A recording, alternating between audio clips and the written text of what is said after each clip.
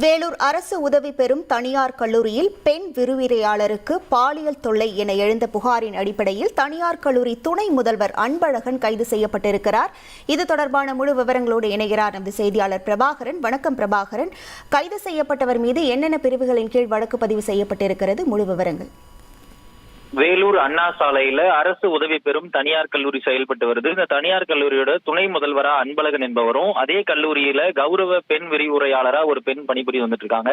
துணை முதல்வரா இருந்து வந்த அன்பழகன் பெண் கௌரவ விரிவுரையாளருக்கு தொடர்ந்து பாலியல் தொல்லை கொடுத்ததா பாதிக்கப்பட்ட பெண் கடந்த மாதம் 18ஆம் தேதி வேலூர் அனைத்து மகளிர் காவல் நிலையத்துல புகார் கொடுத்திருந்தாங்க. புகாரின் அடிப்படையில துணை முதல்வர் அன்பழகன் மீது பார்த்தோம்னா பெண் வன்கொடுமை சட்டம் உள்ளிட்ட 7 பிரிவுகளின் கீழ் வழக்கு பதிவு செய்திருந்தாங்க.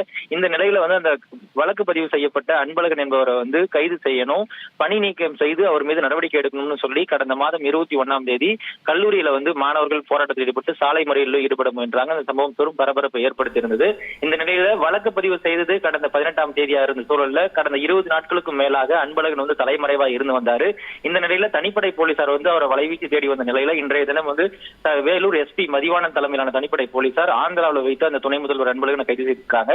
போலீசார் சம்பந்தமா சொல்லும் போது விரைவில் துணை முதல்வர் அன்பழகன் வேலூர் மகிழா விரைவு நீதிமன்றத்தில் ஆஜர்படுத்தி அவர் சிறையில் அடைக்கப்படுவதற்கான வாய்ப்பு இருப்பதாகவும் போலீசார் நமக்கு தகவல் சொல்லியிருக்கிறாங்க. கவிதா, உங்கள் விவரங்களுக்கு நன்றி பிரபாகரன்.